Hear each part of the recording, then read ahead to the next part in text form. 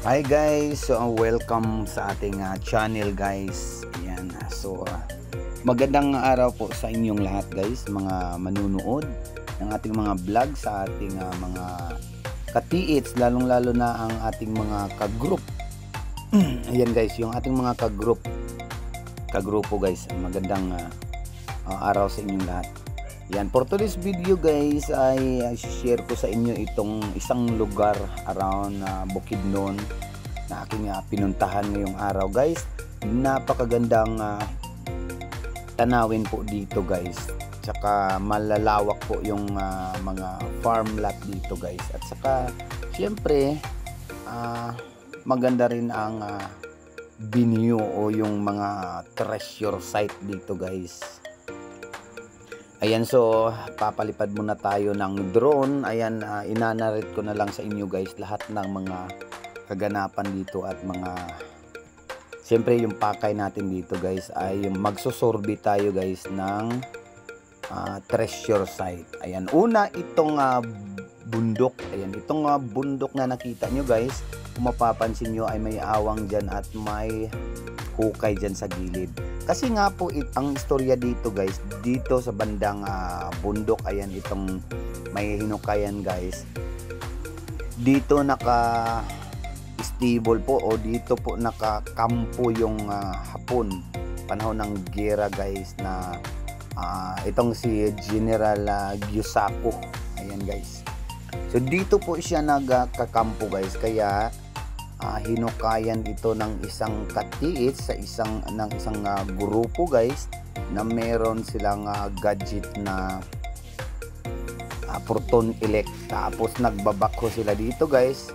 Yun nga ang sabi guys dito sa may-ari, na iniwan din pagkaraan ng ilang buwan dahil nga po wala silang nakuha guys. Ayan, ito naman mai-share ko sa inyo guys, itong hinukayan nilang kampo nga ng isang general, ay malamang wala dito guys yung treasure na sinasabing ibinaon dito guys, dahil nga po ay kampo yan. So pag sinabi kasing kampo, yun lang mga bala, yung mga binaon na mga barel, yung mga basta iba't ibang kagamitan nila guys, ibinabaon dyan.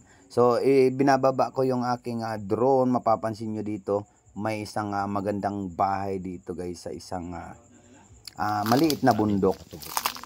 Ayan guys, so ibababa ko muna yung ating drone at proceed na tayo dito sa area guys. Ayan, so mapapansin nyo dito sa baba ng kanilang bahay o sa baba doon ng dating kampo, may mga nakasiminto po, parang park siya.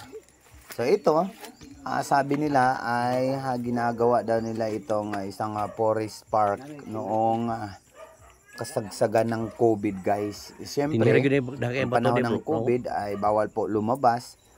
Dito lang muna sila namamalagi yung may-ari guys. Kaya ginagawa nilang parang park. So gagawan daw nila ng isang swimming pool. Kaya nga lang, pag tuwing umuulan lang, may tubig dito guys. Distansya? Oo, tungod anang nga. Kanana ba? Pero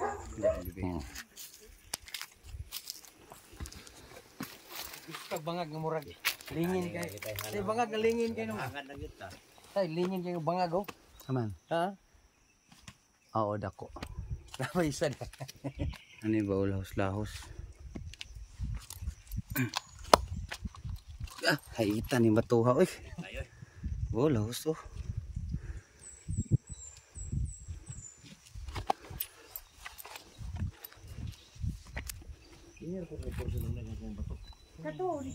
Ayan, ayon sa mga taga rito guys, dati daw itong kampo, at saka meron daw 3 truck na yung mga 6x na kinargahan o sasakyan ng mga Hapon.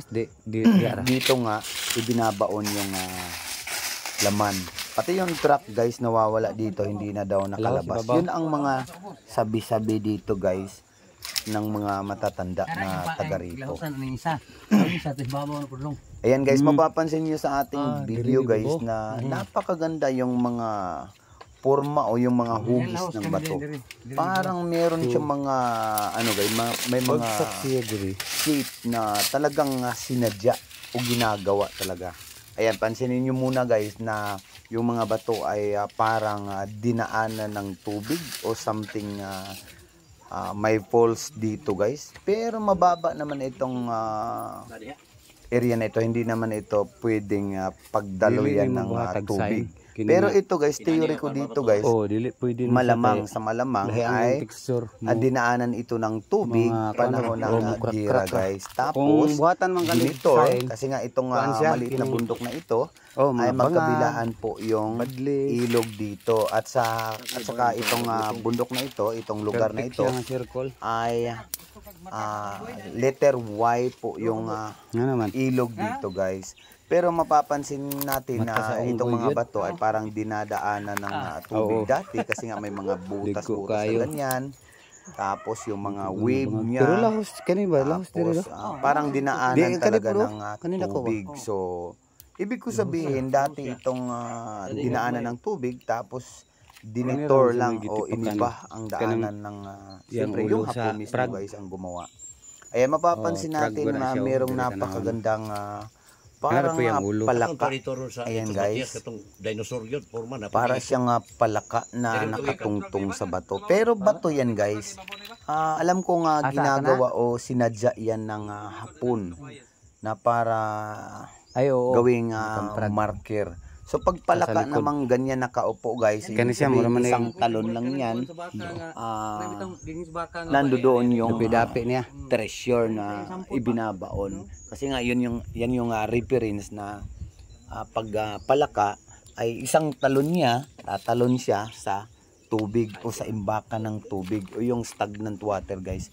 Ay syempre sa isang talon niya diyan na banda tatalon sa may bakante diyan na sa ibaba niya.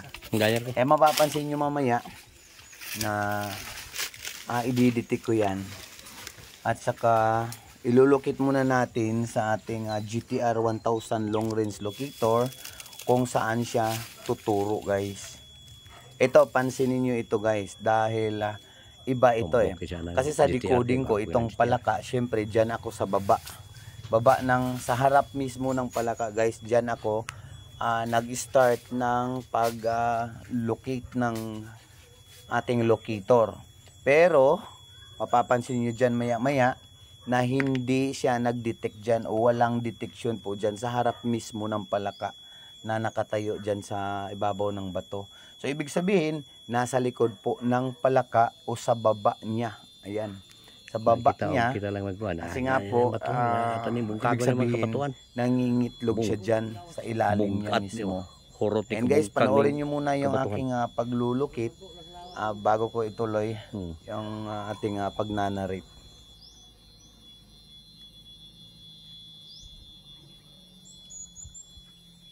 Ano mo dito gawin?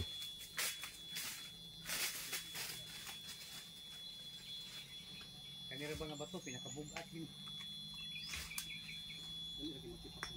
Hindi magtipak dali, hindi blokon. Wala diri.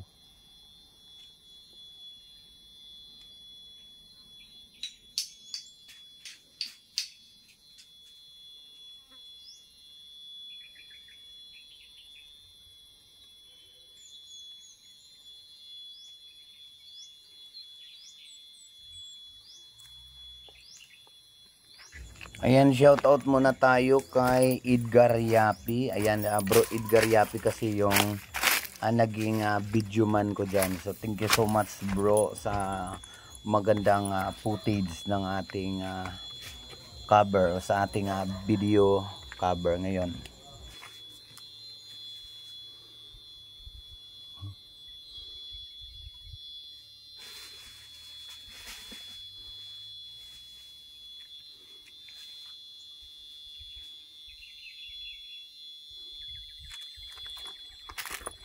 May gidi TikTok bro.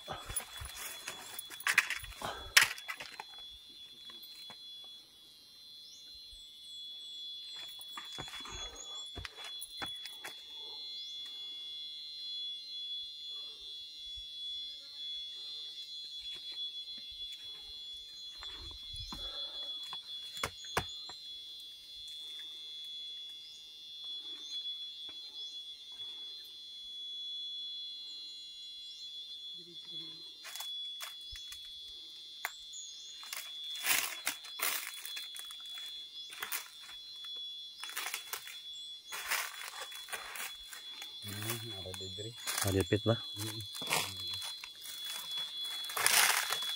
Lagi diha. Hindi gamay.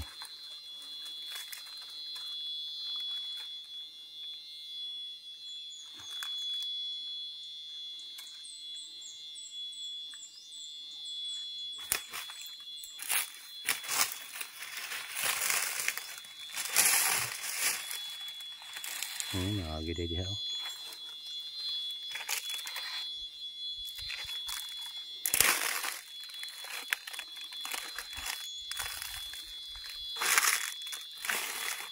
Barking siya, barking.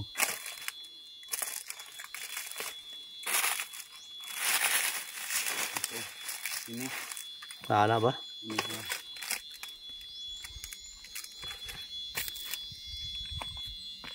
Reference niya. Wala bangal diha, baba yung tuntungan mo. May bangal diha. Bangal diha. Lahos.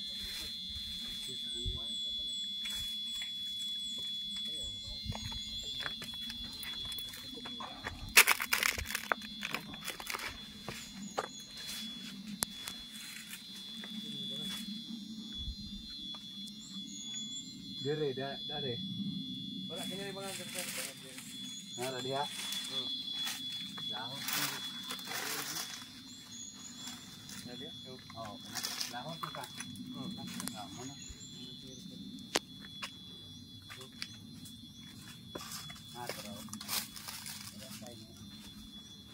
Lahos. Tara. Oh, lahos ang bangag. Tapos pinidong diri. Siya, pamilya tubig. Tambak. Mo siya artificial nga chemical sa pag-ulan. Dire paingon. O bagsak sa diha. Counter niya katong dako kay nga lahos pod. Oh, lahos. Ang problema lang ani basig perting lawma. Kay tunnel man tungod sa lahos ang mga Bagag ba? so tulo ka po confirmation lahos oh. Hmm. Lahos isa. Oh. Duha. Tulo. Oh. Tanil. Ang center pyramid. Oh, pyramid ba kadiri? Oh, muna sa paano tulo ka lahos itong yung ko nga nabay bangag diya nga lahos. Naaman. So kini atong iskanan ron. Oh, kani. Baliog ko atong kuan baby. Pali, kuha sa tol. Katong kuan. Amang kadi. Katong yang kuan bita to nga. Katong yang computer niya o katong yang baston. Ha? So ayan guys, tapos na namin siyang malocate at ma-scan itong area guys. Confirm na nasa ilalim lang po ng palaka. Ayan. Dito naman sa bandang likod niya, ayan mapapansin nyo dito napakalaking X o yung ikes na ginuhit sa bato guys. Ayan. Meron siyang 1, 2, 3, 4, 5, 6, 7. So ayan. So reference din yan na pababa siya 7 item o 7 ano siya metro. Yan po guys, yan yung ibig sabihin ng X na meron siyang 7 spoke na maliliit. Kaya mapapansin nyo dito guys na colorful yung ating mga bato dahil nga po ito ay pininturahan nila guys.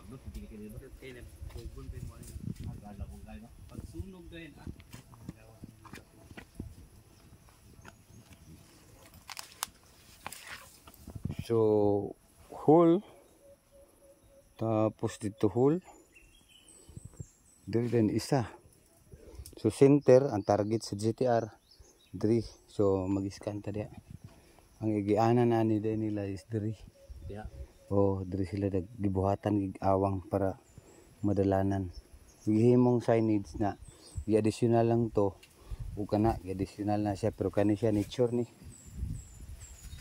Sige, additional lang para mo triangular. Pag butang sa mapa, triangle man to nga hole ang ilang reference. So, yun lang muna guys ang ating video ngayon guys. At maraming salamat at napanood nyo lahat ng ating video guys. So, part 1 lang muna yun at gagawan ko pa ng part 2 yun. Yung video na yon. Ito kasama din ito, pauwi na kami. Maraming salamat ulit sa inyong panunood guys at pagsusubaybay. At saka sa mga gusto rin na magpa-survey sa atin guys, sabihin ko lang sa inyo na meron po tayong mga services charge, kasi nga yung iba nagtatanong, akala nila guys na wala po tayong bayad. Syempre yung panggastos namin dyan, yung panggasolina guys, ang pagkain papunta dyan at inumin, syempre sagot nyo lahat yan. Yung pagkain, yung inumin na sinasabi ko guys, yung tubig, ganun guys. Syempre pag may soft drinks naman, edi mas mabuti o mas maayos guys. Diba? So hindi pala ito pababa, papunta pa lang pala itong na idugtong ko ditong video. Ayan, ito yung area guys na pinuntahan namin. Thanks for watching. Abangan ng part 2.